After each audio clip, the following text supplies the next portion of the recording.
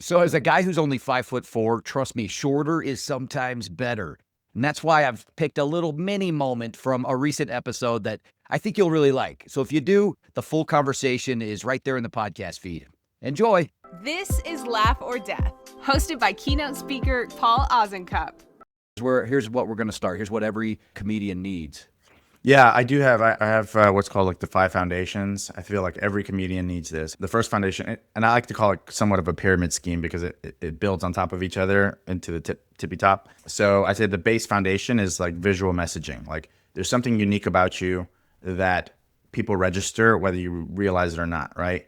Your hairstyle, like you wear glasses. Wait, why'd you automatically go to hairstyle when you're talking to me? Hold on. Wait. Well, you got to, you and I have different hairstyles, right? Yeah. You got glasses I'd on your kill head. for that, man. I would kill for that. The same way that, like when people see Gabriel Iglesias, they think of immediately a couple things, right? They think of the word fluffy, right? They think of like him wearing Hawaiian shirts and having a big head. Like all of his artwork on his specials are him with a giant head. And so, there's somebody who's really tapped into this visual messaging of like, hey, here's what makes me unique, and I'm just gonna lean in on it. Carrot Top is another person. Like there's so many things built into that name. It describes his hair, it describes the color of his hair. It's just kind of wacky. So, I feel like when you have that base visual messaging, I feel like that's an easy way for people to clock you and recognize you.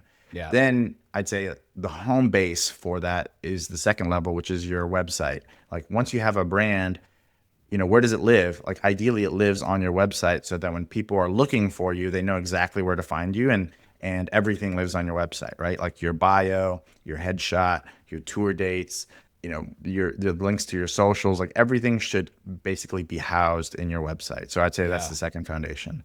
That's and that's one thing that like I didn't realize for a long time with my speaking, with everything that I do, is like everything else you're doing online needs to funnel toward that website, because the website is where people are going to get the most information and actually want to book you. And that's something that like I was all over the freaking place. Yeah. I think a lot of people, especially comedians, lean in on what I would say is the third foundation, which is social media, right? They think like the be all end all of my online presence has to be on social. So that's where they spend the majority of the time. And they're trying to figure out new ways to create content, or, I don't want to burn my material, or I don't, where do I point people to? And they make like a link tree with like 7,000 buttons that nobody clicks. So social media, I'd say, is the third foundation. Is like once you have your website, then you can stand out on social and have some place to point people to. Like, oh, you like this? You like my stuff? Find out more at my website. Yeah. So I'd say that's the third foundation. The fourth is an email list, right? Because like, when let's say you grow a huge following on social media, you don't really own those fans. Like the platforms own those fans. So if you have a huge following on Instagram, they're not really yours. They're Mark Zuckerberg's, right? They only follow you from a distance. And Mark Zuckerberg is not funny. No, so that's a guy who will not be selling out arenas to do stand up. Yeah.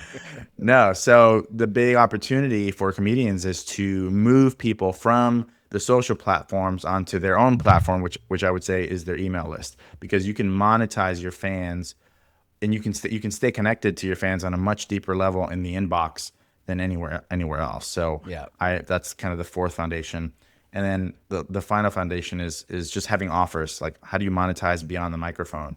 There's different ways you can get paid as a comedian, without having to be on stage, right? You can create a fan club that people pay on a monthly fee to be a part of. You can create, digital products. You can release specials on your own on YouTube and maybe charge early access to see it. You can sell merch online. So once you have those foundations, it really gives you the opportunity to monetize on a much deeper level. And your fans are going to love you for it, right? They're going to be happy to pay you money because they love your comedy. They love what you're about. And so, you want to really prime your audience to become super fans.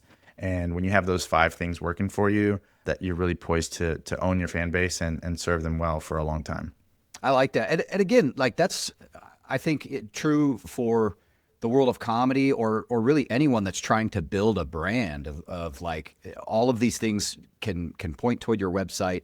But also just starting on like, what's your visual presence? Like, what do people know you for, and lean into that. I've seen a lot of like industry speakers as well as comics who, and I've done this myself, like doing things backwards. Like, I got to have some merch, like so I'm going to spend all this money and time on like cool merch.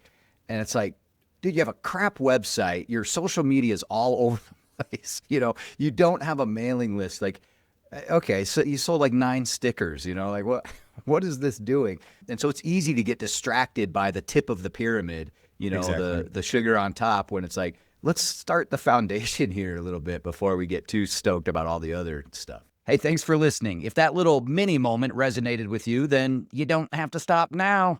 The whole conversation is available in the podcast feed. See you over there.